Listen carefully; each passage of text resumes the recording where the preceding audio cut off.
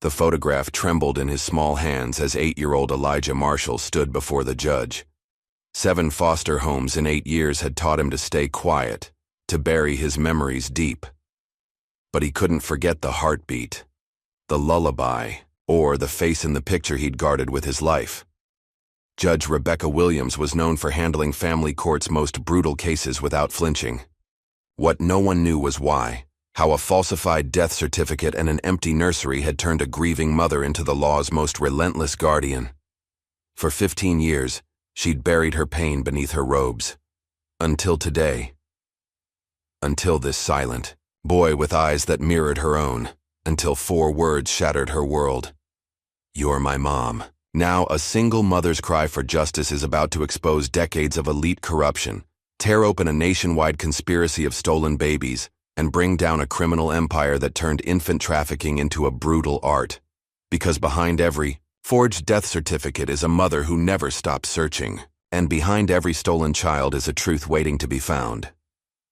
Just before we get back to it, I'd love to know where you're watching from today, and if you're enjoying these stories, make sure you're subscribed because tomorrow's special episode is one you definitely don't want to miss.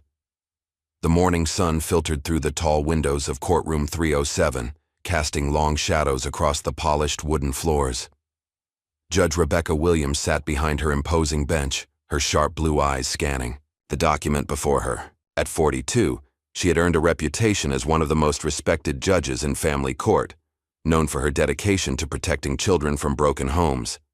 Her colleagues often remarked that she approached each case with an almost surgical precision, never letting emotions cloud her judgment. Today's case seemed routine at first glance, another foster placement gone wrong, but something about this one made Rebecca's chest tighten as she reviewed the file. The child's name was Elijah Marshall, 8 years old. His current foster parents, James and Patricia Turner, were filing to relinquish custody after just 4 months. Rebecca's fingers traced the edges of the manila folder, noting how thick it was for someone so young.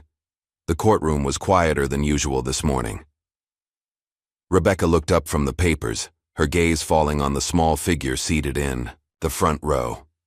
Elijah sat perfectly still, his shoulders hunched forward, eyes fixed on the floor. He wore a navy blue sweater that seemed a size too big, making him appear even smaller than he was. Unlike most children his age who fidgeted or looked around curiously, Elijah remained motionless, as if trying to make himself invisible. "Dear Honor," Patricia Turner's voice cut through the silence. "We've done everything we could, but Elijah is..." She paused, searching for words. "Simply too difficult to handle." Rebecca's jaw tightened almost imperceptibly. After 15 years on the bench, she had heard every euphemism for giving up on a child.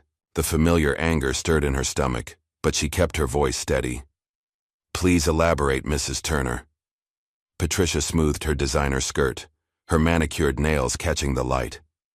The diamond tennis bracelet on her wrist sparkled as she gestured. "He refuses to speak most days.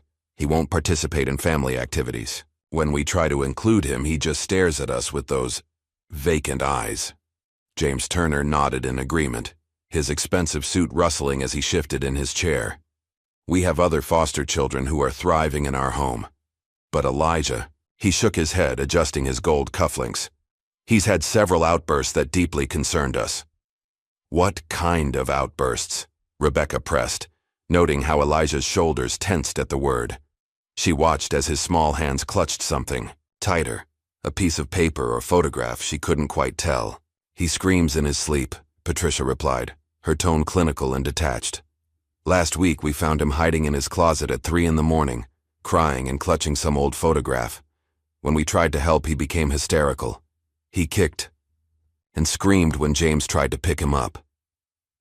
Rebecca's gaze returned to Elijah. His small hands were indeed gripping something, a worn, creased photograph that he held like a lifeline. She leaned forward slightly, softening her voice. "Elijah, would you like to tell me how you're feeling about all this?" The boy remained silent, his fingers tightening around the photo. The social worker beside him, Sarah Martinez, touched his shoulder gently. Her kind face showed the strain of too many cases and too little time. Elijah hasn't spoken in several weeks, Your Honor. The trauma specialist believes it's a response to his experiences in previous placements. Previous placements. Rebecca flipped through the file again, her stomach churning as she counted them. 7 homes in 8 years. Each transfer noted behavioral issues or failure to attach as the reason for placement termination. No mention of his biological parents beyond a brief note. Circumstances of entry into foster care unclear, records incomplete. The morning D. Light shifted, casting Elijah's face in shadow. Rebecca found herself studying his features more intently than she normally would. Something about this case needled at her carefully maintained professional distance.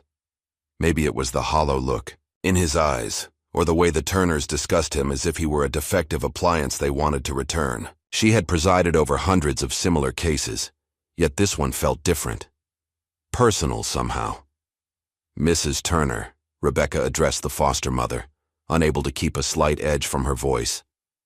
In your petition, you mention Elijah's refusal to bond with your family.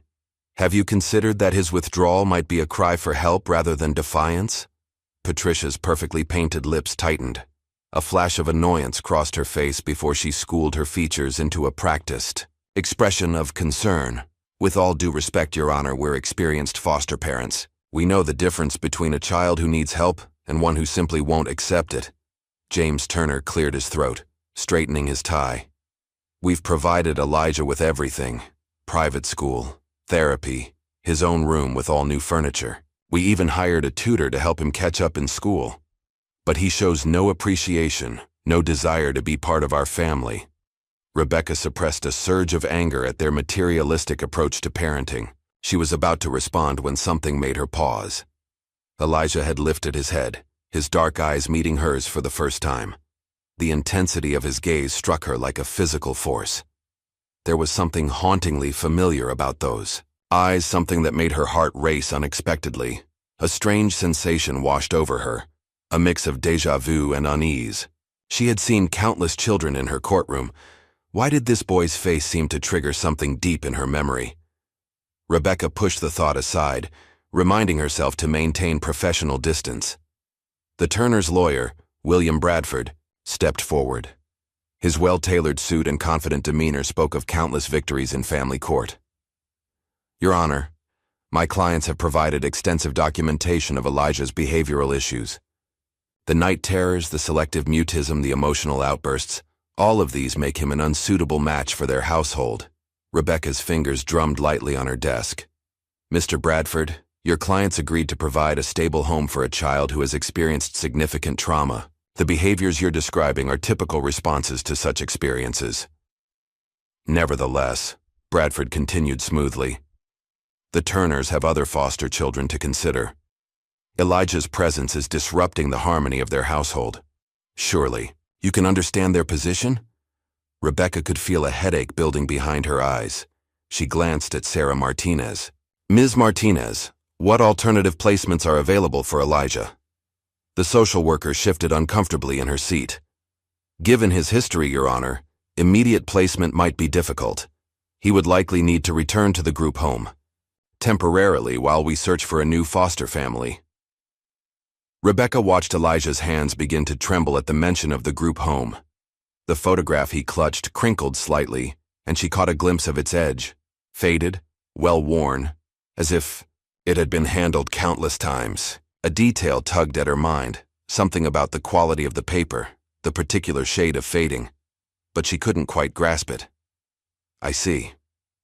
Rebecca tried to focus on the legal aspects of the case, but her eyes kept returning to Elijah.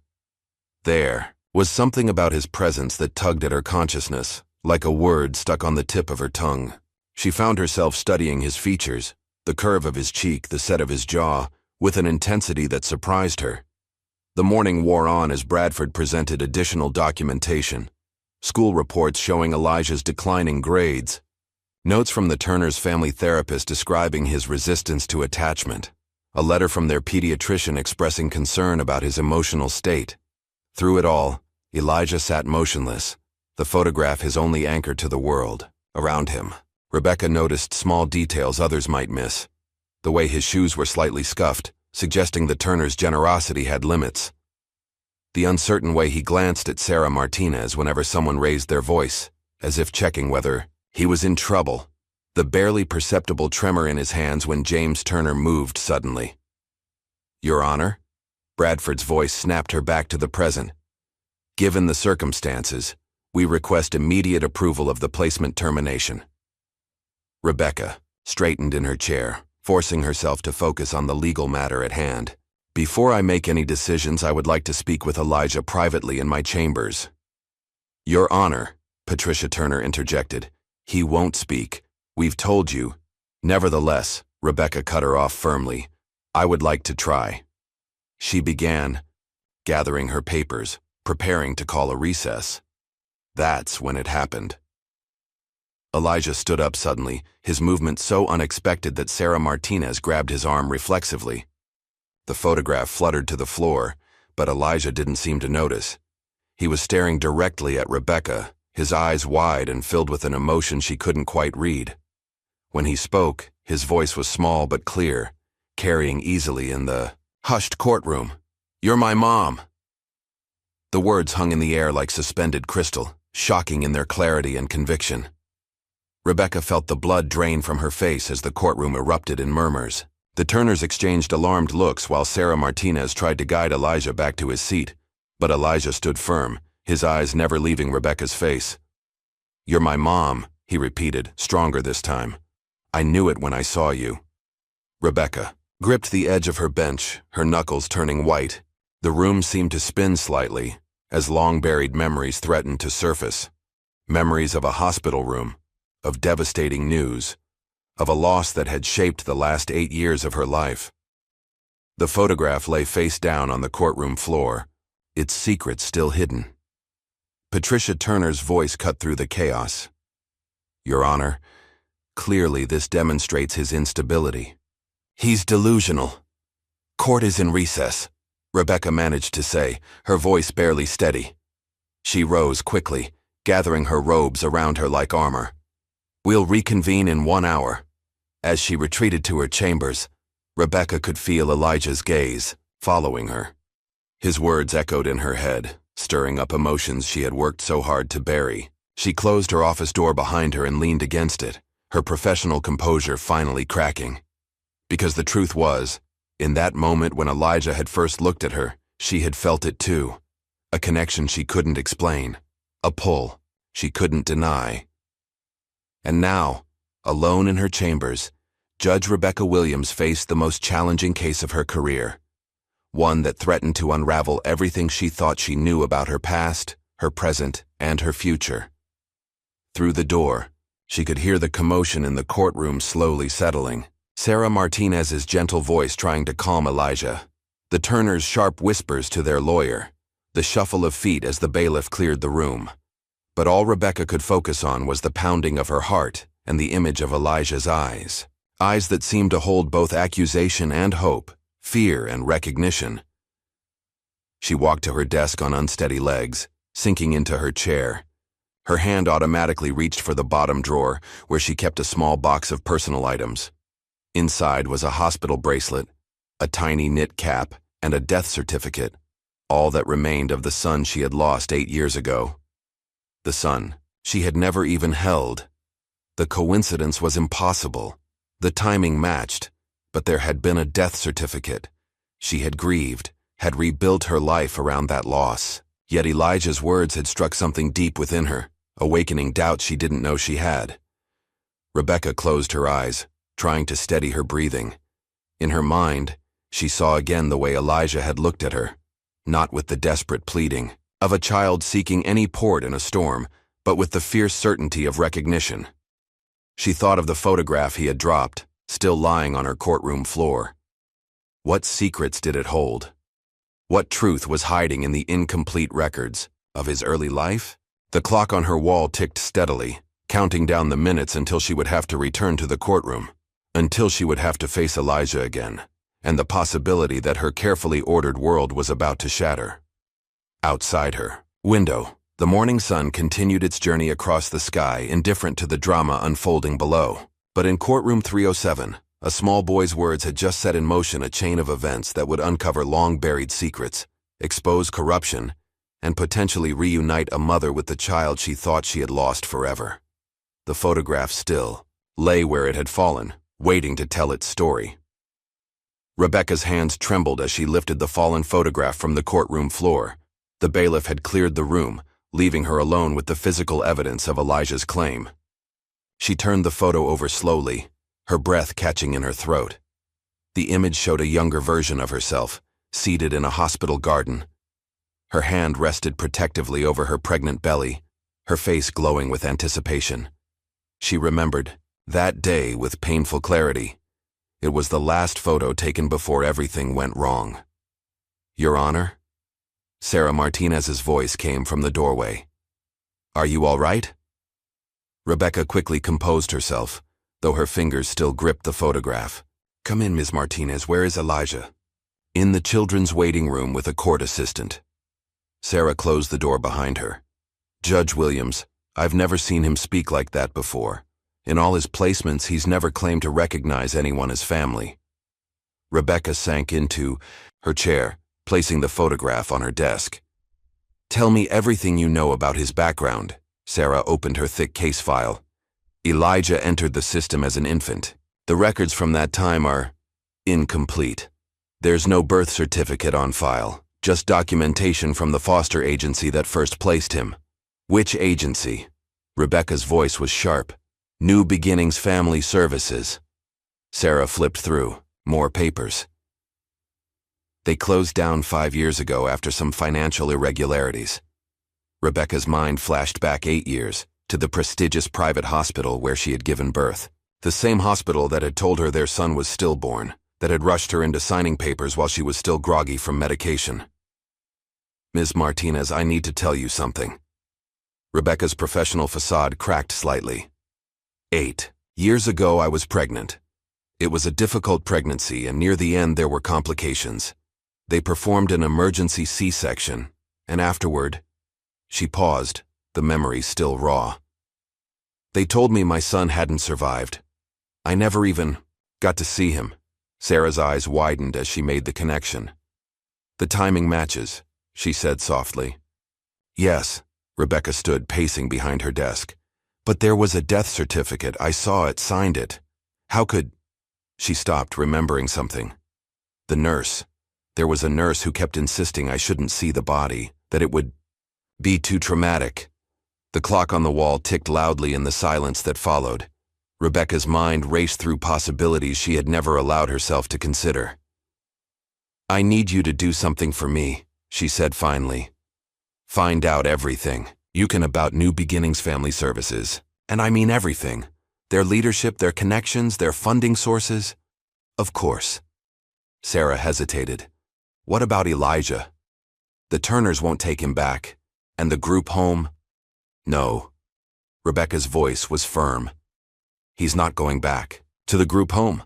Find him an emergency placement for tonight. Tomorrow morning I'm hiring a private investigator." After Sarah left, Rebecca sank back into her chair, memories flooding back unbidden. She saw herself 8 years younger, walking into Riverside Memorial Hospital with her husband James, both of them so full of hope. James had died 2 years later in a car accident, never knowing the possibility that their son might be alive. The pregnancy had been difficult from the start. Severe morning sickness had left her hospitalized twice, but she had persevered, decorating the nursery, choosing the name Benjamin after her grandfather. Then, at 36 weeks, the complications began. Rebecca closed her eyes, remembering the rush of medical staff, the urgent voices, the sharp fear. She had woken hours later to a nurse with sympathetic eyes telling her the baby hadn't survived. Everything after that was a blur of grief and medication. The sound of her office phone ringing startled her back to the present. It was her clerk, reminding her of afternoon appointments. "Cancel everything," Rebecca ordered. "Family emergency." She spent the next hour making calls, starting with Marcus Chen, the best private investigator she knew. "I need hospital records. From Riverside Memorial. 8 years ago. Focus on the maternity ward, especially cases labeled as stillbirths. And I need everything you can find on New Beginnings Family Services. Next, she called her old friend, Laura Thompson, now chief of pediatrics at City General. Laura, I need a favor. A DNA test, rush basis, completely confidential. Becca. Laura's voice was concerned. What's going on? I can't explain yet. But I think... Rebecca's voice caught. I think my son might be alive. The afternoon passed in a blur of activity. Rebecca arranged for Sarah Martinez to bring Elijah to a private meeting room, away from the formal atmosphere of the courtroom. When he entered, his eyes found her immediately, that same look of recognition making her heart race. Hello, Elijah. She kept her voice gentle. Would you like to sit down? He moved carefully to a chair, still clutching what she now realized was another photograph. May I see what you're holding? Slowly, Elijah extended his hand. This photo was older, more worn. It showed Rebecca leaving the hospital, her face drawn with grief. On the back was written, "Your real mom. Don't forget." Where did you get this? Rebecca asked softly. Miss Jenny gave it to me. His voice was barely a whisper. At my third foster home. She said she used to work at the hospital where I was born. She said they lied to you. Rebecca's hand shook as she placed both photographs, side by side. Elijah, I need to ask you something very important. Do you remember Miss Jenny's last name? He shook his head. She left after giving me the picture. The other foster parents said she got fired. A knock at the door interrupted them. Sarah Martinez entered with a court-appointed child psychologist, Dr. Michael Watson. Judge Williams, we need to discuss Elijah's temporary placement. Rebecca looked at the boy who might be her son, seeing the fear creep back into his eyes at the word placement. Making a decision that would probably raise eyebrows, she said, He'll stay with me tonight. Your Honor, Dr. Watson began, given the circumstances. I'm not speaking as a judge right now. Rebecca's voice held no room for argument. I'm speaking as someone who needs answers. Ms. Martinez can stay with us to maintain proper protocol, as the afternoon turned to evening. Rebecca's home saw more activity than it had in years. Sarah helped Elijah settle into the guest room, while Rebecca spoke with Marcus Chen in her study. The hospital's records from that period are surprisingly disorganized, Marcus reported. Several files appear to have been altered or gone missing. But I did find something interesting. New Beginnings Family Services made regular payments to a nurse named Jennifer Kirkland. Rebecca's breath caught. Can you find her? Already working on it. She left the state 5 years ago, around the same time New Beginnings shut down. But people leave trails. After Marcus left, Rebecca found herself standing in the doorway of the guest room watching Elijah sleep. His face was peaceful for the first time since she'd seen him, one hand still clutching the photograph under his pillow. Sarah spoke softly behind her. I've never seen him relax like this. Usually his first night in a new place is difficult. Rebecca turned to the social worker. I need you to be honest with me. Am I crazy for thinking this is possible? Sarah considered her words carefully. In my 15 years of social work, I've seen a lot of corruption in the system. Private adoption agencies working with hospitals, falsified documents, desperate prospective parents willing to pay anything. It's not as rare as people think. Later that night, after Sarah had settled into the other guest room, Rebecca sat alone in her study. She opened the bottom drawer of her desk, pulling out the small box of baby mementos she had never been able to throw away. The tiny hat never worn, the hospital bracelet that had briefly circled her wrist, and the death certificate that now felt like a lie. Her phone buzzed with a text from Marcus. Found something. Hospital security footage from that night was supposedly erased, but I have a contact who might be able to recover it. Call you tomorrow. Rebecca leaned back in her chair, emotions warring inside her. Hope battled with fear, possibility with practicality. If Elijah really was her son, what then? How had this happened? Who was responsible? A small sound made her look up. Elijah stood in the doorway in borrowed pajamas, tears on his face. "I had a bad dream," he whispered. Without hesitation, Rebecca opened her arms. He came to her slowly, at first, then all at once, burying his face in her shoulder. As she held him, something deep inside her clicked into place, a recognition that went beyond logic or evidence. "It's okay," she murmured, stroking his hair. "You're safe now." They stayed like that for a long time, neither speaking. Rebecca found herself humming an old lullaby, one her mother had sung to her. To her surprise, Elijah hummed along. "How do you know this song?" she asked softly. "I remember it," he said, his voice muffled against her shoulder. "From before. When you used to sing to me," Rebecca's heart stuttered. "Before? When I was in your tummy. The nice nurse, Miss Jenny, she told me you used to sing it all the time." He pulled back slightly, looking at her with those familiar eyes. "She said they took me away from you, but that someday I'd find you again." Tears slid down Rebecca's cheeks as she held him closer. Outside, the city had grown quiet, but inside her mind, pieces were falling into place. Tomorrow would bring investigations, DNA tests, and difficult questions. But tonight, in this moment, Rebecca knew with a certainty that defied explanation that she was holding her son. "Tell me about Miss Jenny," she said gently. "Tell me everything you remember." As Elijah began to speak, his voice growing stronger with each word, Rebecca reached for a notepad. Every detail could be important in unraveling what had happened 8 years ago. But more than that, she wanted to know everything about the years she had lost with her son. The night deepened around them as mother and son began the long process of finding their way back to each other. In her study, surrounded by law books and family photos, Rebecca Williams felt the walls she had built around her heart begin to crumble. Tomorrow would bring its own challenges. The Turners would fight to save their reputation. The hospital would deny everything. Old records would need to be unsealed, witnesses found, truth extracted from years of lies. But for now, Rebecca held her son, listening to his breathing even out as he fell asleep in her arms, and knew that everything in her life had led to this moment. The two photographs lay side by side on her desk, one showing what was lost, the other hinting at what might be found.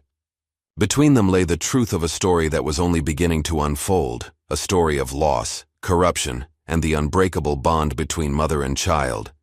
As the first light of dawn began to creep through her study windows, Rebecca made a silent vow. She would uncover the truth, no matter the cost. She would hold accountable everyone who had played a part in stealing her son. And most importantly, she would make sure Elijah never felt unloved or unwanted ever again. The journey ahead would be difficult, but as she looked down at the sleeping child in her arms, Rebecca knew it would be worth every step. Because sometimes, in the midst of life's greatest injustices, miracles could still happen. And sometimes, those miracles came in the form of a small boy with familiar eyes, carrying a worn photograph and 8 years of lost memories. Morning light filtered through unfamiliar curtains as Elijah woke in Rebecca's guest room. For a moment, panic gripped him. Another new place, another strange bed. Then he heard humming from somewhere in the house, that familiar lullaby, and his racing heart steadied. He wasn't alone anymore. Rebecca stood in her kitchen, preparing breakfast with hands that wouldn't quite stop shaking. The DNA test results wouldn't come back for days, but in her heart she already knew the truth. The way Elijah hummed that lullaby, the precise way he scrunched his nose when concentrating, just like her father used to do. She had missed 8 years of these small discoveries. Sarah Martinez arrived early carrying a thick file. "I spent all night going through Elijah's records," she said, accepting a cup of coffee. "There's something you need to see." They spread the documents across Rebecca's dining room table, while Elijah ate breakfast in the kitchen. The earliest records were sparse, just a form stating he had been surrendered to New Beginnings Family Services by an unnamed mother. No birth certificate, no medical history. His first placement was with the Hendersons, Sarah explained, pulling out a weathered report. They kept him for 14 months before returning him to the agency. Said he cried too much, wouldn't sleep. Through the night, Rebecca's jaw tightened. He was an infant. That's normal behavior. The Hendersons were what we call serial fosters, They took in babies, collected the support payments, then returned them when it got difficult. Sarah's voice held barely contained anger. Elijah was 13 months old when they gave him back. The next placement was with a couple named Michael and Karen Davis. They kept him for 8 months before a neighbor reported suspicious bruises. The investigation was inconclusive, but Elijah was removed for his safety. Rebecca read through the police report, her hands clenching into fists. They claimed he fell down the stairs. He was barely walking. The system failed him, Sarah said softly. Over and over again. A small sound made them both turn. Elijah stood in the doorway, his empty breakfast plate clutched in his hands. His eyes were fixed on the scattered papers, recognition and fear warring on his face. "Those are my bad family papers," he whispered. Rebecca quickly gathered the documents, but Elijah shook his head. "I remember them. The mean ones who locked me in the dark." "Come here, sweetheart." Rebecca opened her arms, and after a moment's hesitation, Elijah came to her. "You don't have to talk about it if you don't want to." But something had broken open in Elijah. The words came slowly at first, then in a rush. "The Davis house had a big basement. When I cried, they put me down there. Said the monsters would get me if I made noise." Rebecca held him tighter, meeting Sarah's horrified gaze over his head. This was the most Elijah had spoken in months, but the content broke their hearts. After them was Miss Jenny's house. Elijah continued. "She was nice. She read me stories and never yelled. But then she went away." Sarah consulted her files. Jennifer Kirkland was his foster parent for just under 6 months. She was terminated from the program abruptly, no reason given. "Because she told me about you," Elijah said to Rebecca. "She showed me your picture and said they took me away from you. The next day, different people came and took me to a new house." Rebecca stroked his hair, fighting back tears. "Can you tell us about the other houses?" Elijah's body tensed, but he kept talking. "The Wilsons had lots of kids. They made us fight for food. If you didn't eat fast enough, you didn't eat. The Wilsons' files showed they had fostered 17 children over 3 years before losing their license due to unsafe living conditions. But by then, the damage was done. Then came the Roberts." Elijah's voice got very small. "Mr. Roberts liked to play games." Rebecca felt sick as she read between the lines of the Roberts file. Thomas Roberts was currently serving time for crimes against minors, but not before traumatizing countless foster children. "The nice lady at the office said I had to be brave and tell the truth," Elijah whispered. "So I did. But then everyone was mad at me." "You did exactly the right thing," Rebecca assured him, her voice fierce with protection. "You were very brave." Sarah pulled out more recent files. After the Roberts incident, Elijah spent 6 months in a group home before being placed with the Martins. "They had a dog," Elijah offered, "but they said I scared it by screaming in my sleep, so they sent me away too." The Turners were his 7th placement in 8 years. Each move, each rejection, had left its mark on his young soul. Rebecca thought about Patricia Turner's complaints, his silence, his withdrawal, his failure to bond. How dare they blame him for protecting himself the only way he knew how? A knock at the door made Elijah jump. Sarah went to answer it while Rebecca continued holding him. She returned with Marcus Chen, who carried a laptop and several folders. "I found Jennifer Kirkland," Marcus announced without preamble. "She's living under a different name in Oregon, and she's willing to talk." Rebecca's heart leaped, but she kept her voice calm for Elijah's sake. "What did she say?" "She wants to meet in person. Says she has documentation, papers, photographs, even some recordings she made while working at the hospital." Marcus glanced at Elijah. "She says she's been waiting for this day for 8 years, Sarah spoke up. "I can take Elijah to his therapy appointment while you—" "No." Elijah's grip on Rebecca tightened. "Don't leave me." "I won't," Rebecca promised. "Never again." She looked at Marcus. "Can she come here?" "She's already on her way. Should be here tomorrow morning." The rest of the day passed in a blur of activity. Dr. Watson, the the court-appointed psychologist, came to evaluate Elijah in Rebecca's home environment. To everyone's surprise, Elijah spoke more than he had in months, though he refused to let Rebecca out of his sight. "He's displaying clear attachment behaviors," Dr. Watson noted. "The kind we rarely see in children with his history of trauma. There's something remarkable about his connection to you, Judge Williams." Late that afternoon, the preliminary DNA test results arrived. Rebecca's hands trembled as she opened the envelope, but before she could read it, Elijah spoke. "I already know you're my mom," he said simply. "I remember your heart." Rebecca looked at him questioningly. "My heart? It's sound. When you used to sing to me before I was born. I always remembered it, even when I didn't know what I was remembering." The test results confirmed what their hearts already knew.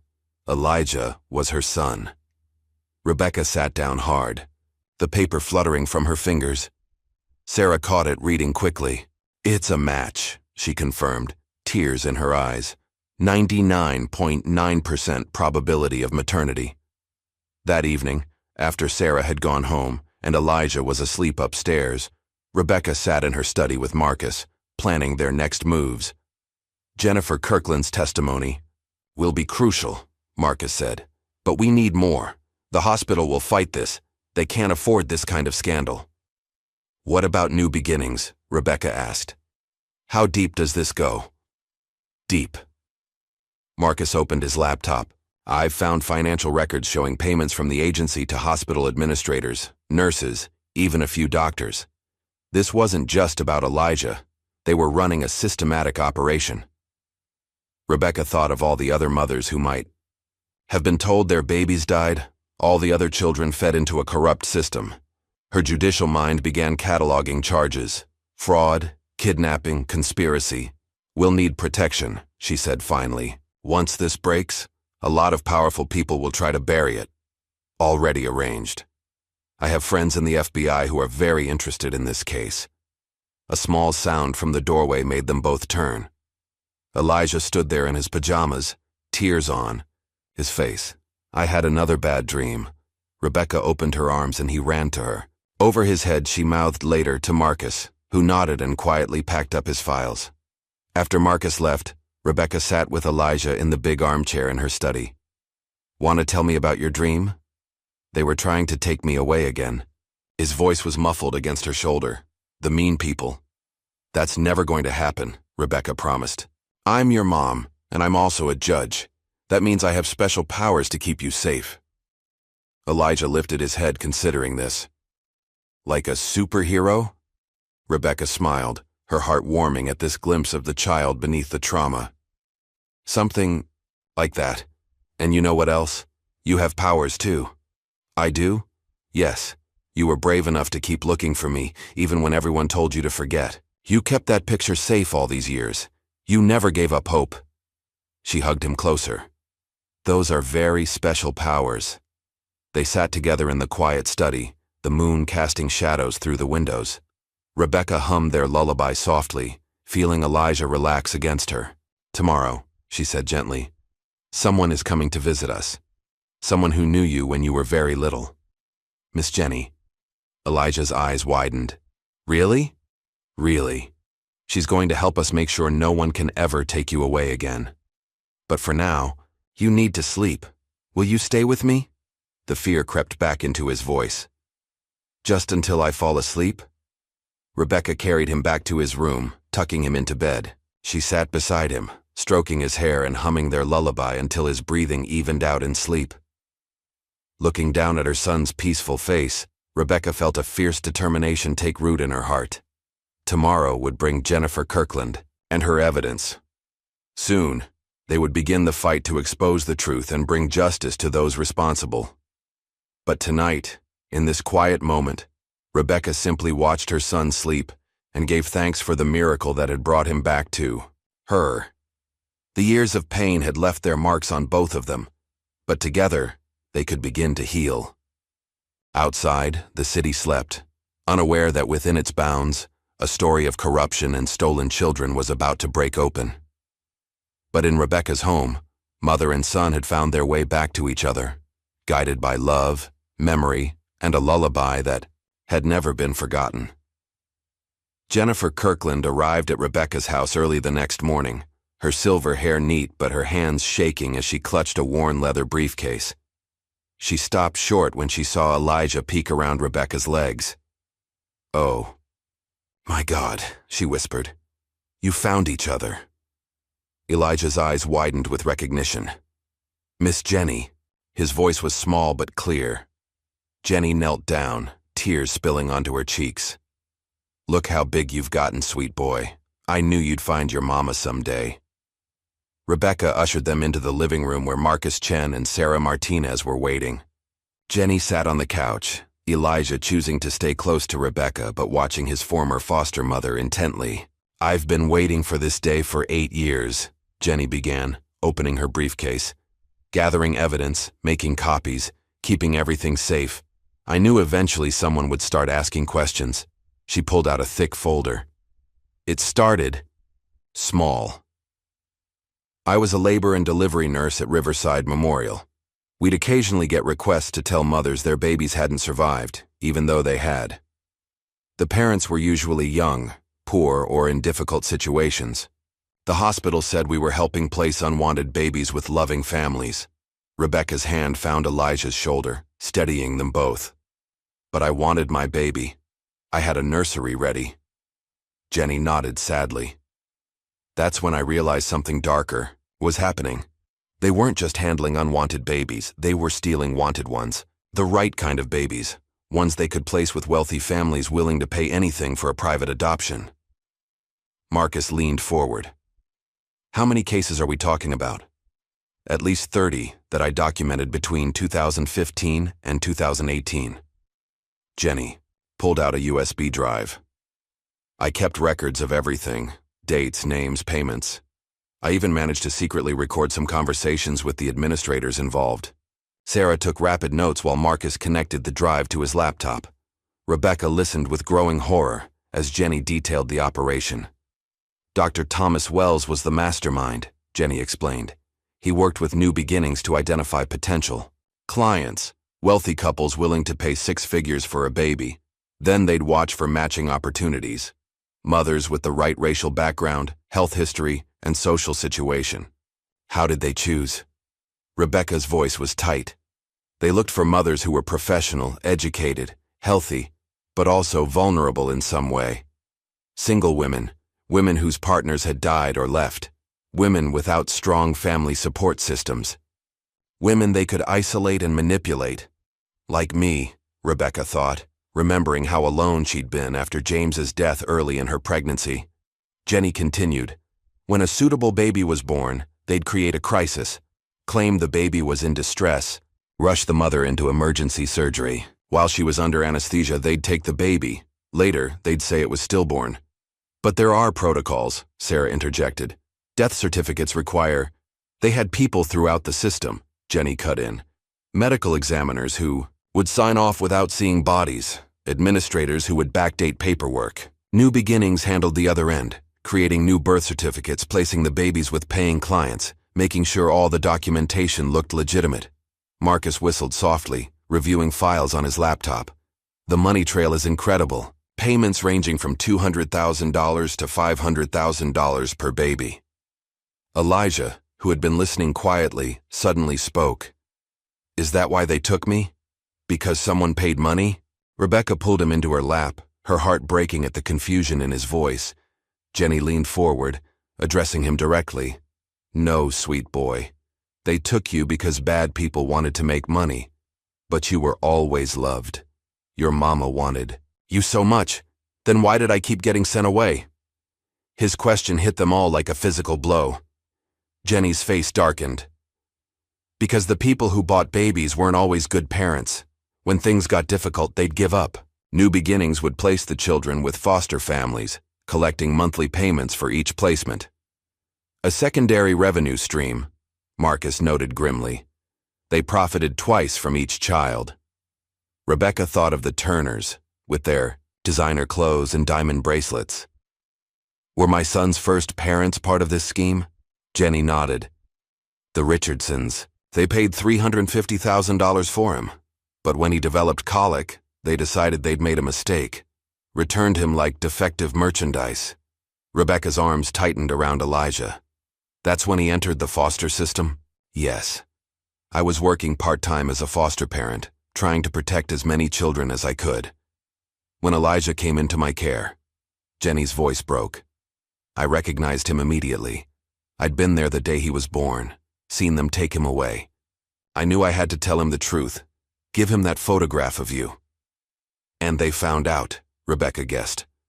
Someone must have overheard me telling him about his real mother.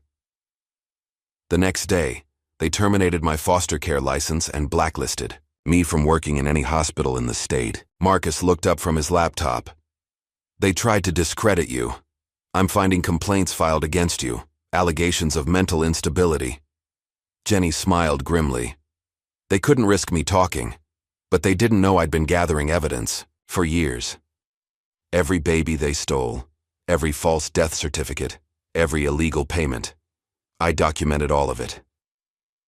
Sarah, who had been reviewing the files, gasped softly. There are other judges on this list, people who helped push through adoptions without proper scrutiny. The corruption goes deep, Jenny confirmed. That's why I had to wait for the right moment, the right person to bring this to. Rebecca stood, moving to her desk where she kept her legal pad. Years of judicial experience kicked in as she began cataloging charges. Kidnapping, fraud, conspiracy, human trafficking, falsifying medical records, perjury. Don't forget RICO, Marcus added.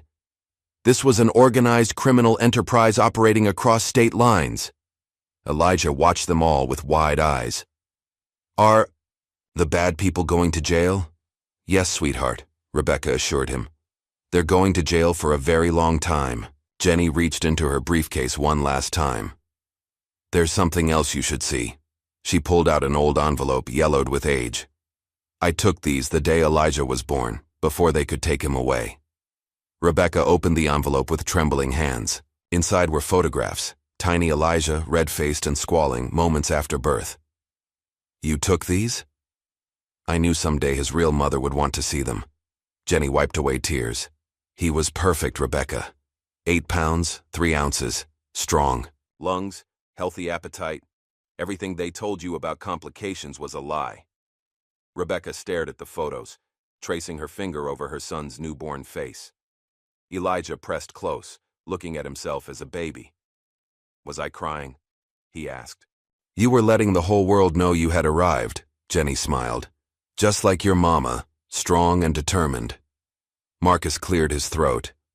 We need to move carefully from here. Once we start filing charges, they'll try to destroy evidence. Silence witnesses. I have copies of everything in 3 separate secure locations, Jenny assured him. And I'm not the only one who kept records. There are other nurses, other workers who knew what was happening but were afraid to speak up. Once this breaks, they'll come forward. Sarah stood, gathering her files. I'll start reviewing all of New Beginning's past adoptions and foster placements. There could be dozens more stolen children out there. I'll contact my FBI connections, Marcus added. We'll need federal involvement to track down all the players and freeze their assets. Rebecca nodded, her judicial mind already planning strategy, even as she held her son close. We'll need to coordinate with other jurisdictions, set up a task force. These cases will be complex. Multiple charges, multiple defendants, years of evidence to process. What about me? Elijah's small voice brought them all back to the immediate present. Do I have to go back to the Turners? Never, Rebecca said, firmly. You're staying right here with me where you belong. Jenny reached out, squeezing Elijah's hand. You did it, sweet boy. You found your way home. The rest of the day passed in a whirlwind of activity. Marcus left to meet with his FBI contacts, while Sarah began the process of formally transferring Elijah's custody to Rebecca. Jenny stayed, sharing more stories of Elijah's time with her and helping fill in the gaps in his history. That evening, after Jenny had gone to her hotel and Sarah had headed back to her office, Rebecca sat with Elijah, looking through the baby photos. I wish I could have been there, she said softly. I wish I could have held you, sung to you, watched you grow. You can now, Elijah replied with simple wisdom. Miss Jenny says that's what matters. Rebecca kissed the top of his head, breathing in the scent of her son. She's right. And we have so much time to make up for. Later, after Elijah was asleep, Rebecca sat in her study reviewing Jenny's files. The scope of the corruption was staggering. Doctors, nurses, administrators, social workers, judges, all conspiring to steal babies from their mothers and sell them to the highest bidders. Her phone buzzed with a text from Marcus. FBI task force approved. Arrest to begin tomorrow morning. Keep Elijah close. Media will be all over this. Rebecca looked at the latest photo of Elijah on her desk, taken just that afternoon. He was smiling, a real smile that reached his eyes, as Jenny told him stories about his first steps. Next to it sat the photo of him as a newborn, proof of all that had been stolen from them. But they had found each other against impossible odds. Now it was time to make sure justice was served, not just for them, but for every family torn apart by greed and corruption. A soft knock at her study door made her look up. Elijah stood there in his pajamas, his ever-present photograph clutched in his hand. Another bad dream? Rebecca asked gently. He shook his head. No. I just wanted to make sure you were still here. Come here, sweetheart. She opened her arms and he climbed into her lap. I'm not going anywhere. Ever. Promise. I promise. She held him close, humming their lullaby. Tomorrow might be a busy day. There will be lots of people asking questions, taking pictures, wanting to talk to us, but we'll face it together. Elijah nodded against her shoulder. Like superheroes. Exactly like superheroes. Rebecca smiled. And you know what? You're the bravest superhero I know. You never stopped believing, never stopped looking for me. Miss Jenny helped, he said sleepily. She said to keep your picture safe and never forget. We'll never forget her either, Rebecca promised. She helped bring us back together. As Elijah drifted off to sleep in her arms, Rebecca thought about the days ahead. There would be arrests, investigations, trials. The wealthy and powerful would fight back, trying to protect their secrets and their stolen children. But she was no longer just Rebecca Williams, respected family court judge. She was a mother who had found her stolen son, and she would move heaven and earth to protect him and help other families torn apart by this corrupt system. The night deepened around them as Rebecca held her sleeping child, their matching heartbeats a reminder of all they had lost and found again. Tomorrow would bring chaos and challenges, but tonight they were together, safe in the knowledge that their long separation was finally over. Outside her study window, the stars shone bright in the dark sky, witnesses to a mother and child reunited against all odds, ready to face whatever challenges lay ahead, together. The morning news exploded with headlines. FBI raids Riverside Memorial Hospital. Major child trafficking ring uncovered. Judge reunites with stolen son. Rebecca watched the coverage. From her living room, Elijah curled against her side as images of doctors and administrators being led away in handcuffs flashed across the screen.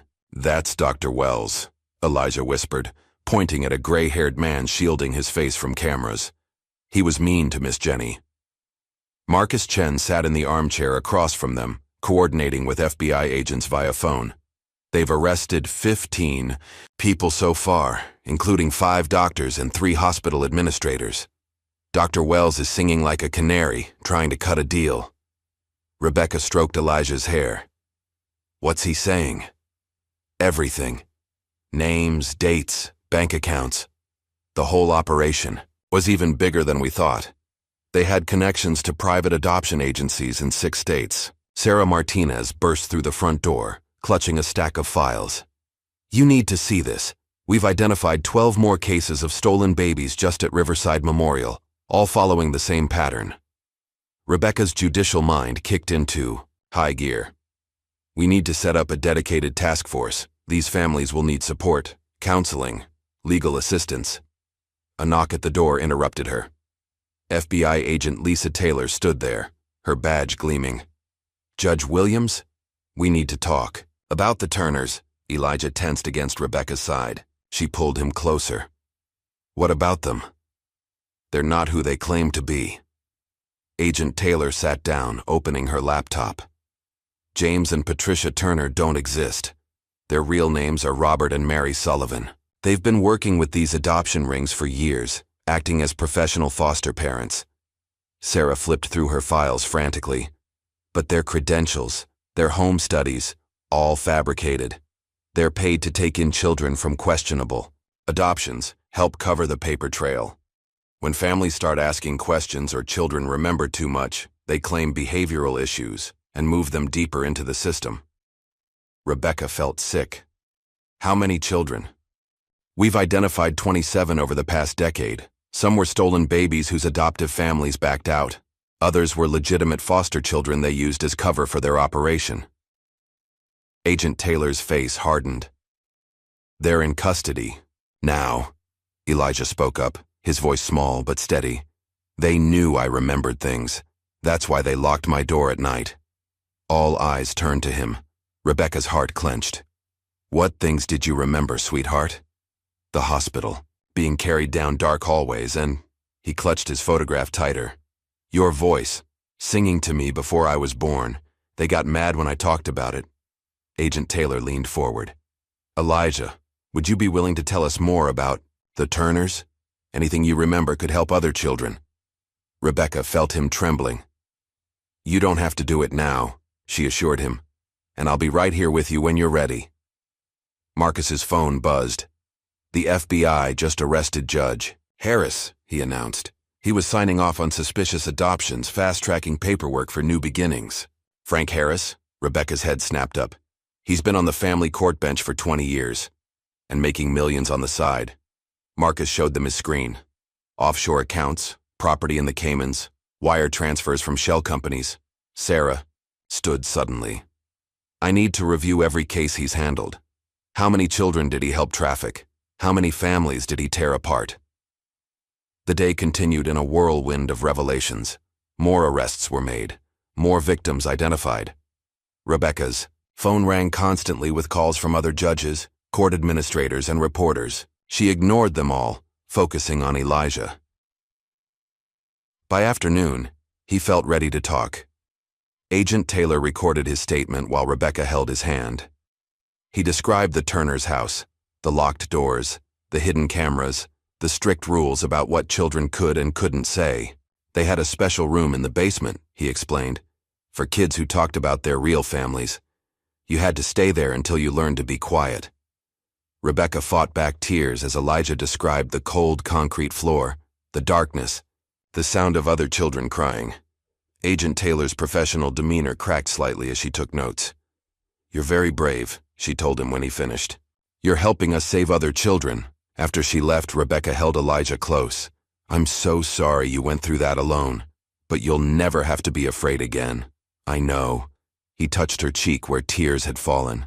Don't cry, Mommy. We found each other. The word Mommy filled her heart almost to bursting.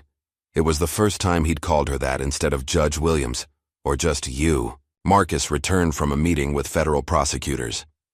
They're expanding the investigation nationwide. Similar operations have been identified in California, Texas, and Florida. The FBI's setting up a special victims unit just for these cases. Sarah arrived with more files. I've been going through Judge Harris's cases. The pattern is clear. He fast-tracked adoptions for wealthy clients, terminated parental rights without cause, pushed children into foster care on flimsy pretexts, always working with the same agencies, same doctors, same evaluators. How did no one notice? Rebecca demanded. People did, Marcus said grimly. 3 social workers tried to report irregularities. All 3 were fired, their credibility attacked. A court clerk who questioned paperwork had her house mysteriously burned down. They protected their operation through intimidation. Rebecca's phone buzzed with a text from Jenny. More nurses coming forward. 28 cases now identified at Riverside alone. Meeting with FBI tomorrow. The news coverage continued all day. Reporters camped outside Rebecca's house hoping for comments. She kept the curtains drawn, creating a safe cocoon for Elijah as his world transformed again. That evening, Agent Taylor returned with another agent. "We need to move you both to a safe house," she announced. "We've received credible threats. Too many powerful people are being implicated." Rebecca started to protest, but Marcus cut in. "She's right. This goes beyond corrupt doctors and judges. There are wealthy families who paid hundreds of thousands to buy babies, politicians who took bribes to look the other way, corporate executives who helped launder the money. They're all at risk of exposure." Sarah helped them pack quickly while FBI agents swept the house for surveillance devices. They found 3. The Turners, Agent Taylor explained. They bugged all their kids' belongings before placement, standard procedure for them. Rebecca held Elijah's hand as they were escorted to an unmarked car. "How long?" "Until we're sure you're both safe. We have a secluded location, round-the-clock security. You can continue coordinating with the task force from there." As they drove through darkened streets, Elijah clutched his photograph and the baby pictures Jenny had given them. "Will Miss Jenny be safe?" "She's already in protective custody," Agent Taylor assured him, "along with other witnesses who've come forward." The safe house was a comfortable lakeside cabin, isolated but well-equipped. Armed agents patrolled the perimeter while Rebecca and Elijah settled in. "Think of it as a vacation," she told him, trying to keep things light for his sake. "Just you and me, hiding out like superheroes in their secret base." He managed a small smile. "Can we still help the other kids?" "Of course. That's what superheroes do." She pulled him close. "And you know what makes you the bravest superhero? You spoke up. You told the truth. Because of you, other children will find their real families too." Later that night, unable to sleep, Rebecca sat on the cabin's porch while Elijah finally rested inside. Marcus had sent her more case files to review, dozens of stories just like theirs. Mothers told their babies were dead, children fed into a corrupt system, lives shattered by greed. Her phone lit up with a secure message from Sarah. "Judge Harris talking, says operation goes back 30 years. Thousands of cases nationwide, international connections too." Rebecca's hand shook as she replied, "How many children? Still counting. FBI creating database to cross-reference hospital records, adoption papers, foster care placements, DNA testing being offered to any family with suspicious cases." The scope of it was overwhelming. Rebecca had thought finding Elijah was the end of their story. Instead, it was just the beginning of a much larger fight. A soft sound made her turn. Elijah stood in the doorway, blanket wrapped around his shoulders. "Another bad dream?" she asked. He shook his head. "I heard you thinking too loud." Rebecca smiled despite everything. "Too loud, huh? You're worried about the other kids." He came to sit beside her. "The ones like me." "Yes," she admitted. "There are a lot of them. A lot of mothers missing their babies." Elijah was quiet for a moment. "Then we have to help them all," he said simply, "like Miss Jenny helped us." Rebecca pulled him onto her lap, marveling at his resilience. "It won't be easy. Some people don't want the truth to come out." "That's why we're superheroes," he reminded her. "Superheroes don't give up." Over the next few days, Rebecca coordinated with the task force from their secure location. More arrests were made. More families came forward. The story grew bigger every hour. Jenny's evidence proved invaluable. Her meticulous records helped prosecutors build cases against doctors, nurses, agency workers, and corrupt officials. Other whistleblowers emerged, encouraged by her example. The Turners, now revealed as the Sullivans, began cooperating with authorities in exchange for leniency. They provided details about other fake foster parents, safe houses where stolen children were hidden, offshore accounts where millions in trafficking profits were stored. Sarah worked tirelessly to review cases, identify victims, and coordinate support services for traumatized families. The FBI's Special Victims Unit set up a hotline for tips and created a database to match missing children with suspicious adoptions. Through it all, Elijah remained Rebecca's anchor. His strength amazed her. The way he spoke to investigators, helped identify other children from the Turners' home, offered comfort to newly discovered victims. "You're getting better at being a mom," he told her one evening as they sat on the cabin's porch watching the sunset. Rebecca hugged him close. "You're getting better at being a kid," she replied. "I saw you playing with Agent Taylor's daughter today. Actually playing, not just sitting quietly." He nodded. "I don't have to pretend anymore. Or be scared." "No, you don't." She kissed the top of his head. "And you know what? Neither do I. For years I pretended I was okay, that I'd moved on from losing you. But I never did. Because moms and kids belong together," he said with 8-year-old wisdom, "even when bad people try to keep them apart." Rebecca thought of all the other mothers out there, still believing their babies were dead. All the other children lost in the system, carrying memories they'd been told to forget. "We'll find them," she promised, speaking to all those separated families. "We'll bring them home." The sun set over the lake, painting the sky in brilliant colors. Mother and son sat together, safe in their temporary sanctuary, while across the country a movement for justice gathered strength. The truth was finally coming to light, and no amount of money or power could stop it now. The morning sun streamed through the safe house windows as Rebecca stared at the envelope in her hands. Though the preliminary DNA test had already confirmed what her heart knew, this was the official comprehensive report, the one that would stand up in court and cement her legal claim to Elijah. "Do you want me to open it?" Sarah Martinez asked gently. She had driven 3 hours to deliver the results personally, refusing to trust them to any messenger. Rebecca shook her head, breaking the seal with trembling fingers. The medical jargon blurred before her eyes until she found the conclusion. 99.9999% probability of maternal relationship confirmed. "It's real," she whispered. "It's really real." "Of course it's real." Elijah's voice came from the doorway. He stood there in his pajamas, hair tousled from sleep. "We already knew that, Mommy."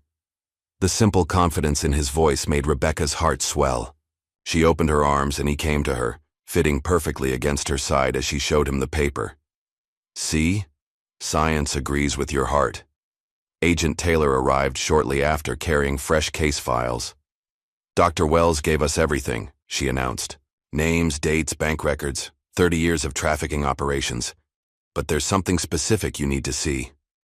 She pulled out a hospital security photo dated the night of Elijah's birth. A nurse carrying a newborn down an empty corridor. This was Jennifer Kirkland trying to get photographic evidence she managed to hack into the security system that night. More photos followed. Dr. Wells speaking with a couple in expensive clothes, money changing hands, papers being signed. Then the most damning image. Elijah, clearly alive and healthy, being handed to the Richardsons while Rebecca lay unconscious in recovery. "They told me he was stillborn." Rebecca's voice shook with rage. "They didn't even let me see him. They had it down to a science," Agent Taylor explained. "They knew exactly how long the anesthesia would keep mothers unconscious. By the time you woke up, Elijah was already gone." Sarah reviewed her notes.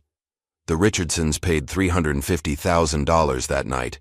The money was split between Dr. Wells, the hospital, administrator, and New Beginnings Family Services. "What happened to the Richardsons?" Rebecca asked. "Arrested this morning in Connecticut." Agent Taylor's satisfaction was evident. "They've been living under assumed names, but facial recognition. Caught them trying to board a flight to Switzerland." Elijah studied the photos carefully. "I remember her," he said suddenly, pointing to Mrs. Richardson. "She used to cry a lot and say I wasn't the baby she paid for." Rebecca pulled him closer, fighting back tears of fury. "You were perfect. They were the ones who were wrong." Marcus Chen arrived next, bringing news from the expanding investigation.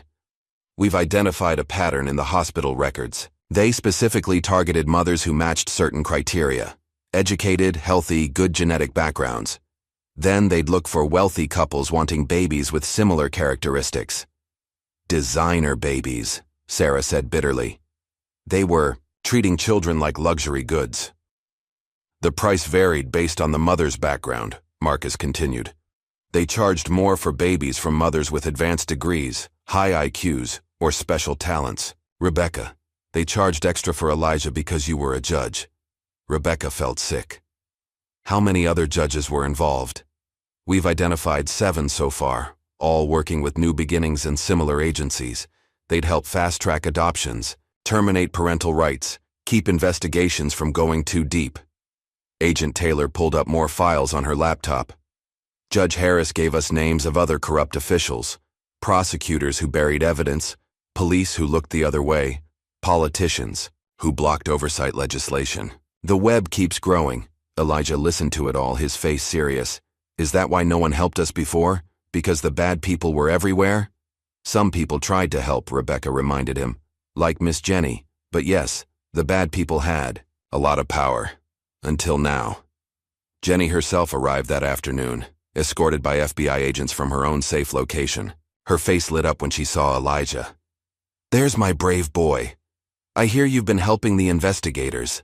Elijah ran to hug her. I told them about the basement at the Turner's house, and about the other kids. Thanks to Elijah's testimony, we've identified 6 more children who went through the Turner's home, Agent Taylor said. 3 have already been matched with their birth families through DNA testing. Jenny sat down, pulling more documents from her ever-present briefcase. I've been working with the FBI's forensic accountants. We've traced payments through offshore accounts, shell companies, hidden assets. The money trail goes back decades. Marcus whistled at the numbers. Billions of dollars. Private islands, luxury properties, political donations. All paid for with stolen children. Rebecca's judicial mind was already cataloging charges, building cases. We'll need special prosecutors, dedicated court resources. These cases will take years to untangle. The FBI is setting up a permanent task force, Agent Taylor confirmed. We're calling it Operation Lost Children. Dedicated agents, forensic accountants, victim support services. Everything needed to pursue these cases long-term. Sarah's phone buzzed with updates from her office. More families coming forward every day. The DNA database is getting hits constantly. We've already matched 15 mothers with children they were told had died. What happens to the bad parents? Elijah asked. The ones who bought babies? It was a complex question that had been debating among prosecutors. Agent Taylor answered carefully. Each case will be different. Some knew they were buying stolen babies. They'll face criminal charges. Others might have believed they were doing legal adoptions. We'll have to investigate each situation. The important thing, Rebecca added, is making sure children are safe and helping families heal. Jenny pulled out one last piece of evidence. A recorded conversation between Dr. Wells and the hospital administrator the night Elijah was born. Their casual discussion of pricing and logistics, their jokes about grieving mothers, made Rebecca's blood boil. I kept this recording for 8 years, Jenny said, waiting for the right moment, the right person to bring it to. When I saw Elijah recognize you in that courtroom, I knew it was time. The day wore on as more evidence was reviewed, more connections uncovered. Rebecca watched Elijah with Jenny, noting how he smiled more freely now, how the haunted look in his eyes was fading. She thought of all the other children still carrying that look, still separated from their real families. That evening, after the others had gone, Rebecca sat with Elijah on the safe house porch. The lake reflected the sunset in brilliant colors, creating a peaceful backdrop to their conversation. The DNA test says what we already knew, she told him. That I'm your mother, legally and forever. He nodded, unsurprised. I knew from your heart, remember? And your song. Our song, she corrected, humming a few bars of their lullaby. But the test means no one can ever take you away again. You're officially, legally mine. What about the other kids? He asked. Will they get tests too? Yes, the FBI is helping all the families get DNA testing. And thanks to you and Miss Jenny, they know what to look for now. All those fake papers and missing files. They can't hide the truth anymore. Elijah was quiet for a moment, thinking. Some kids might be scared, he said finally. Like I was. At first, scared to remember, scared to tell. Rebecca marveled at his insight. That's why your story is so important. You're showing them it's safe to remember, safe to speak up. You're helping them be brave. Like a superhero? His smile was sleepy but real. Exactly like a superhero. She pulled him closer as the sun sank below the horizon. Want to know a secret? You made me brave too. I was so scared to hope, to believe you could really be my son. But your courage gave me courage. He yawned, snuggling against her. That's what families do, right? Help each other be brave. Right. Rebecca felt tears prick her eyes at his simple wisdom. And now we get to help other families find their courage too. As Elijah drifted off to sleep in her arms, Rebecca thought about the days ahead. There would be trials, testimony, difficult questions to answer. The wealthy and powerful would fight back, trying to protect their secrets and their stolen children. But they had truth on their side now, and evidence that couldn't be buried. Jenny's careful documentation, the FBI's investigation, DNA science that could reunite families across decades. It was all coming together to expose decades of corruption and heal countless broken hearts. Her phone buzzed softly with a message from Agent Taylor. 3 more matches confirmed tonight. Mothers in Boston, Seattle, and Miami. Their children were taken the same way as Elijah. DNA confirms all 3. Reunions being arranged. Rebecca smiled through her tears, imagining other mothers getting the news she had received. The miraculous truth that their babies hadn't died, that hope and healing were possible. She thought of all the children like Elijah, carrying memories they'd been told to forget, finally being validated and believed. The night deepened around them as she held her sleeping son, their matching heartbeats a reminder of all they had lost and found again. Tomorrow would bring more revelations, more families discovered, more truth unveiled. But tonight they were together, safe in the knowledge that their long separation was finally over. And somewhere in the growing darkness, other mothers lay awake, wondering about babies they'd been told were dead, children they'd never held. Soon they would know the truth. Soon they would hold their children again, thanks to a brave little boy who refused to forget, and a mother who never stopped loving him.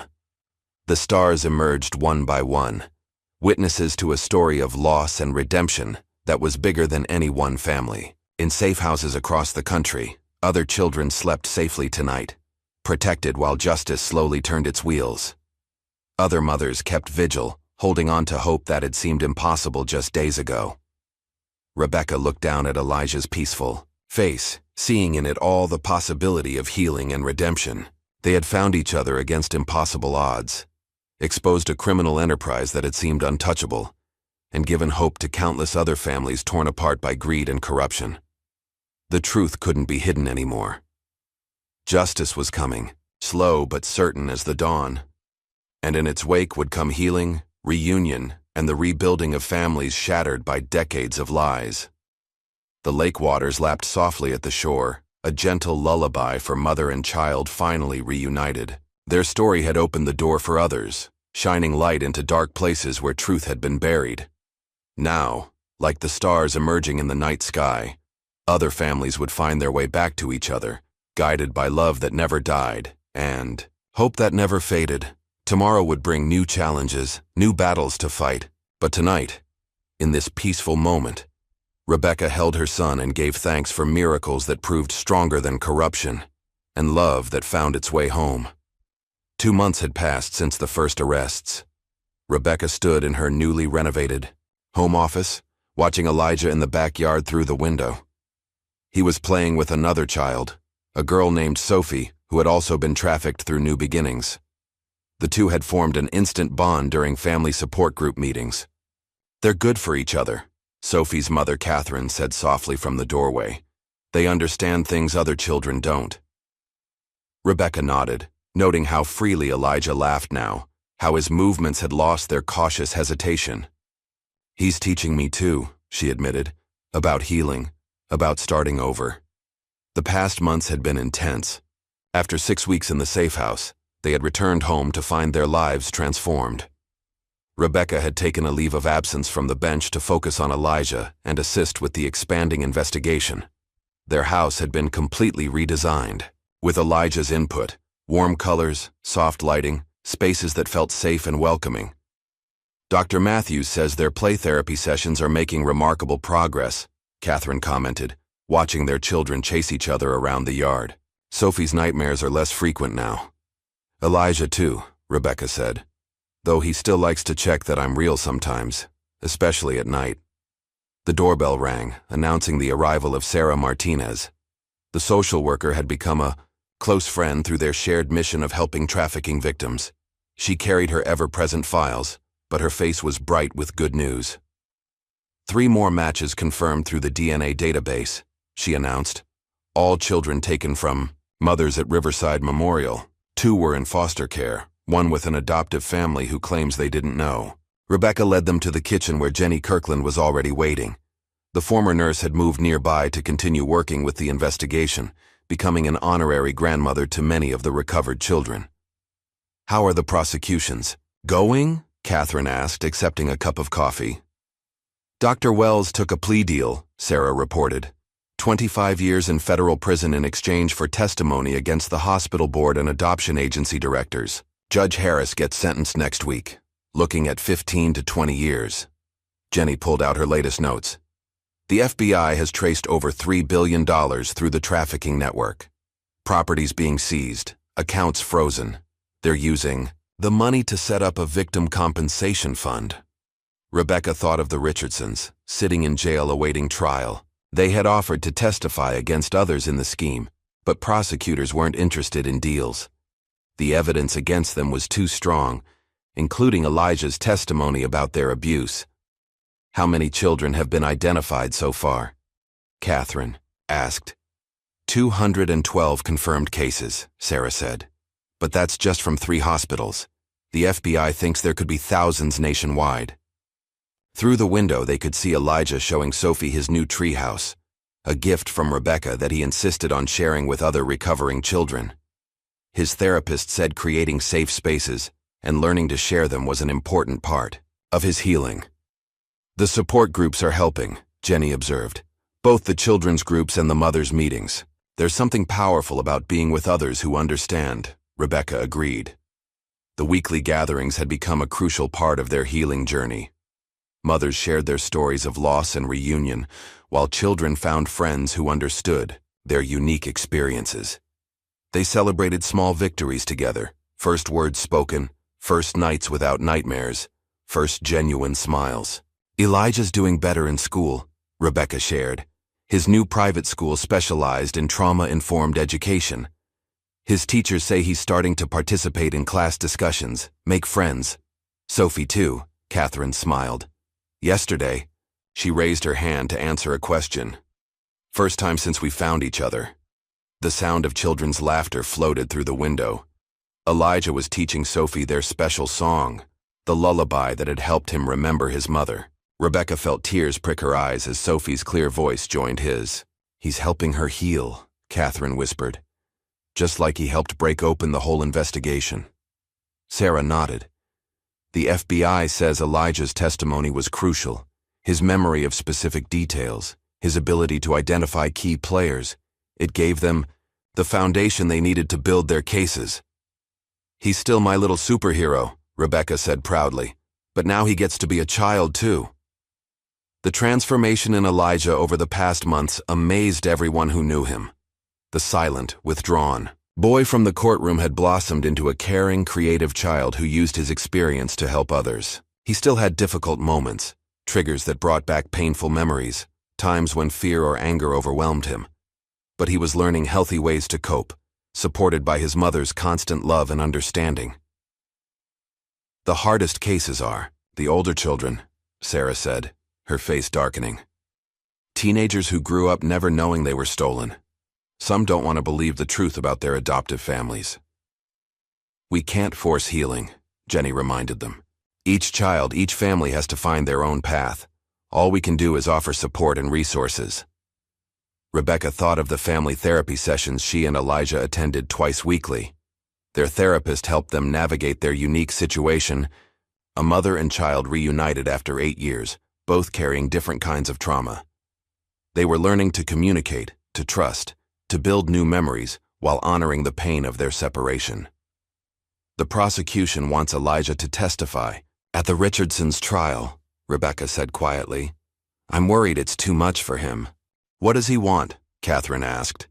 He says he wants to help make sure they can't hurt any more kids. But I see how it affects him. Nightmares, anxiety attacks.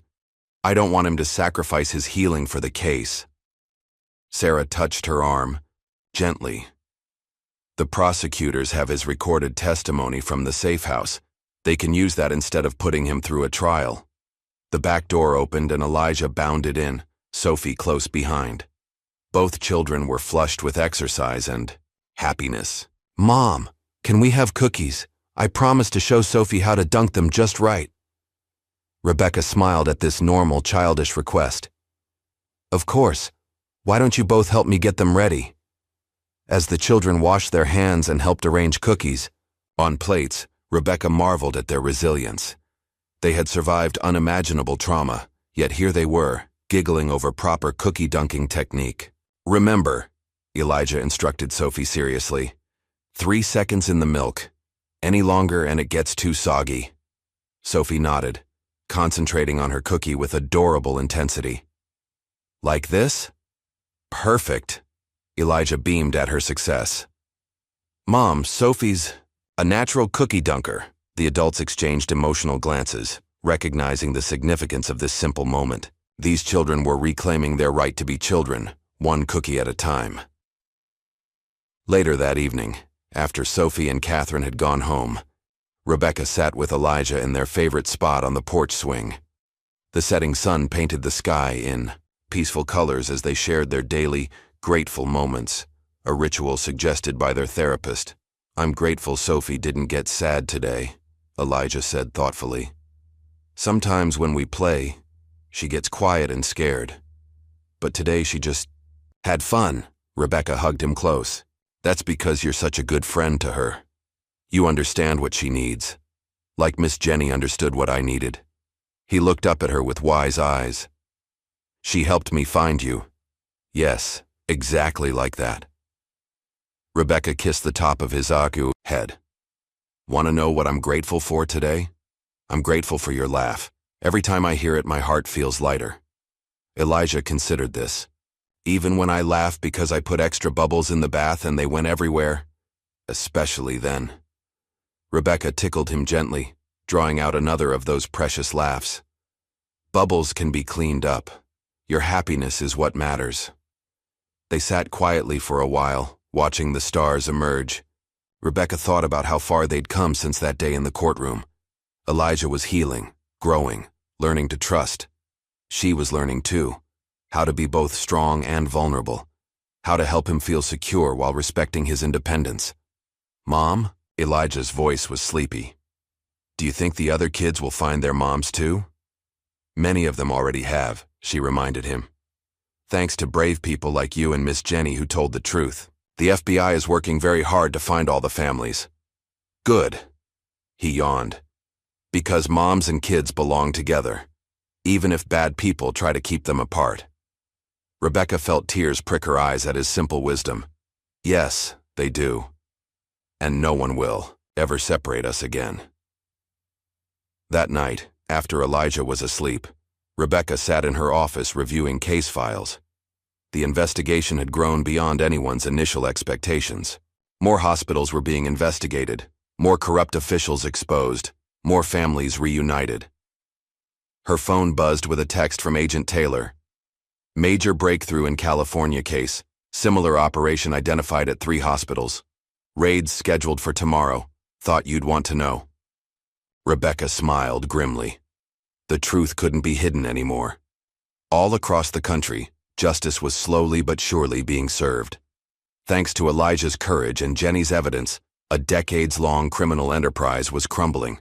She walked to Elijah's room, watching him sleep peacefully. His favorite stuffed lion, a gift from Sophie, was tucked under his arm. On his bedside table sat the worn photograph that had helped him find his way home. Tomorrow would bring more revelations, more families reunited, more healing and hope. But tonight, in this quiet moment, Rebecca simply gave thanks for the miracle of having her son back and for all the other miracles his bravery had set in motion. Outside, a gentle breeze carried the scent of blooming flowers through the window. Spring was coming, bringing new beginnings for families torn apart by greed and corruption. One by one, they would find their way back to each other, guided by love that never died and truth that couldn't be buried. Rebecca adjusted Elijah's blanket, humming their special lullaby. He smiled in his sleep, secure in the knowledge that he was home, he was loved, and he would never be alone again. The night deepened around them as justice continued its slow but steady march. In homes across the country, other mothers watched their recovered children sleep. Other families began their healing journeys, and at the heart of it all was a little boy who refused to forget, and a mother who never stopped loving him. Their story had opened the door for others, shining light into dark places where truth had been hidden. Now, like stars emerging in the night sky, other families would find their way back to each other, guided by hope that never faded and love that conquered all barriers. 1 year had passed since that fateful day in Courtroom 307. Rebecca stood at the podium in a packed conference hall, addressing the first National Convention of Families Reunited, the organization she had helped establish to support victims of child trafficking and advocate for systemic change. When my son stood up in that courtroom and said, "You're my mom," he did more than just find his way home, she began, her voice steady and strong. He started a movement that has exposed decades of corruption and reunited hundreds of families. Elijah sat in the front row between Jenny Kirkland and Sophie, now his closest friend. At 9 years old, he carried himself with quiet confidence. His earlier trauma transformed into determination to help others heal. Today, we celebrate not just reunions, but justice, Rebecca continued. Over 300 perpetrators have been convicted. 42 corrupt officials are serving prison terms. 8 hospitals have been held accountable. But most importantly, 573 children have found their way back to their real families. The audience, filled with reunited families, advocates, and law enforcement officials, burst into applause. Rebecca saw tears on many faces, knowing each person there carried their own story of loss and redemption. The FBI's Operation Lost Children has become a permanent task force, she announced. Their DNA database continues to make matches every week. The Victim Compensation Fund has distributed over $500 million to help families rebuild their lives, but our work isn't done. In the year since the investigation began, the true scope of the trafficking operation had become clear. Multiple networks across the country had stolen thousands of babies over 3 decades, selling them to wealthy families and hiding the evidence through corrupt officials and falsified documents. Dr. Wells will spend the next 25 years in federal prison, Rebecca noted. Judge Harris received 20 years. The Richardsons and 19 other couples who knowingly purchased stolen children are serving sentences ranging from 10 to 15 years. But prison terms alone cannot heal the trauma these criminals caused. She gestured to the conference hall's side screens, where photos showed support group meetings, therapy sessions, and family reunions. Real healing happens in moments like these. When children learn to trust again. When mothers and fathers rebuild bonds that were brutally severed. When families help each other overcome the pain of separation. The convention featured workshops on trauma recovery, legal advocacy, and family reunification. Mental health professionals shared strategies for helping children process their experiences. Law enforcement officials discussed preventing future trafficking operations. But the most powerful sessions were the simple sharing circles where families told their stories. My son taught me that love leaves traces even trauma cannot erase, Rebecca continued. He remembered my heartbeat, my lullaby, the sound of my voice. Other children have reported similar memories, connections that survived years of separation and lies. She looked at Elijah, who smiled encouragingly. He had become an inspiration to other recovered children, showing them it was possible to heal and thrive. His friendship with Sophie had evolved into a kind of informal peer support network, with both children helping newcomers adjust to reunification. The truth about what happened to our families was buried under decades of corruption, Rebecca said. But truth has a way of rising to the surface, One child's courage, one nurse's dedication to justice, one mother's refusal to stop hoping. These small acts of bravery combined to expose crimes that seemed untouchable. Jenny wiped away tears as Rebecca acknowledged her role in breaking the case. The former nurse had become the heart of their support community, offering wisdom and comfort to traumatized families. Her meticulous evidence had helped convict dozens of perpetrators. Today I'm announcing the launch of our new advocacy initiative, Rebecca revealed. The Never Again Project will work to strengthen oversight of adoption agencies, increase criminal penalties for child trafficking, and establish nationwide protocols to prevent baby theft in hospitals. The project, funded by seized assets from the trafficking networks, would also provide scholarships for recovered children and support services for reunited families. Rebecca had resigned from the bench to lead these advocacy efforts full-time, knowing her judicial experience would lend weight to their calls for reform. But the most important announcement today is about hope, she continued. Hope that sustained us through years of separation. Hope that led children to keep searching for their real families. Hope that gave mothers the strength to keep believing. The side screen showed more photos. Elijah and Rebecca on their first real vacation together. Sophie's family celebrating her recovery milestones. Support group gatherings where healing happened through shared understanding. Each image represented a small victory over trauma. 1 year ago, my son and I found each other against impossible odds, Rebecca said. Today we stand here surrounded by hundreds of other families who have experienced similar miracles. Each reunion represents a triumph of love over greed, truth over corruption, justice over crime. She invited Elijah to join her at the podium. He walked up confidently, taking her hand. My son was called difficult and troubled by people who wanted to hide the truth about his past. Today, he's a straight-A student who helps other kids heal from trauma. He shows us that with proper support and understanding, recovery is possible. Elijah spoke into the microphone, his voice clear and strong. When I found my mom, I thought it was just our miracle. But then we learned about other kids like me, other moms who lost their babies. Now we help them find each other too. The audience rose in a standing ovation. Rebecca saw Catherine and Sophie crying happy tears, Jenny beaming with grandmother-like pride, Sarah Martinez nodding in professional satisfaction. Each had played a crucial role in the past year's transformations. After the speech, families gathered for a celebration dinner. Children who had once been withdrawn and fearful now played together, sharing stories and strength. Mothers who had believed their babies were dead now held them close, making up for lost years with love. You've created something amazing, Jenny told Rebecca as they watched Elijah organize a game with other kids. This community, this movement, it's changing lives. We all created it together, Rebecca corrected. Your evidence, Sarah's dedication, Catherine's support groups, Agent Taylor's investigation, even the children help each other heal.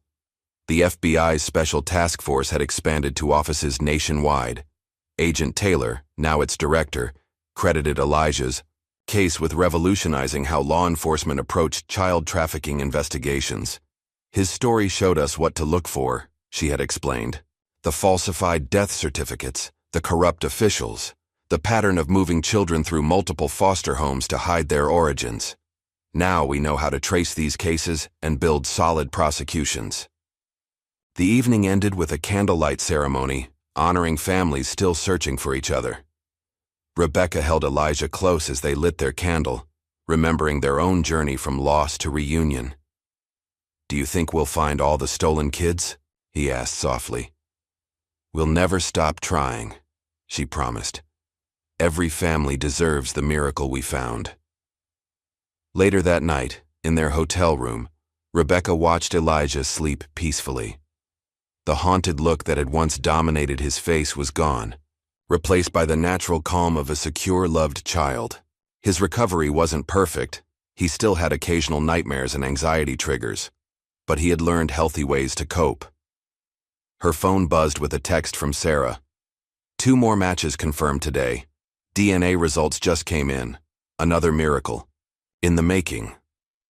Rebecca smiled, remembering how each reunion felt like watching their own story unfold again. The disbelief, the joy, the overwhelming emotion of finding someone you thought was lost forever. The convention would continue for 3 more days, offering workshops, counseling sessions, and networking opportunities. But its real value lay in the connections formed between families who understood each other's experiences. She thought about how far they'd come in 1 year. Elijah had gone from a silent, traumatized child to a confident boy who helped others heal. She had transformed from a grieving mother to an advocate leading a national movement for change. The criminal enterprise that had stolen so many babies was being dismantled piece by piece.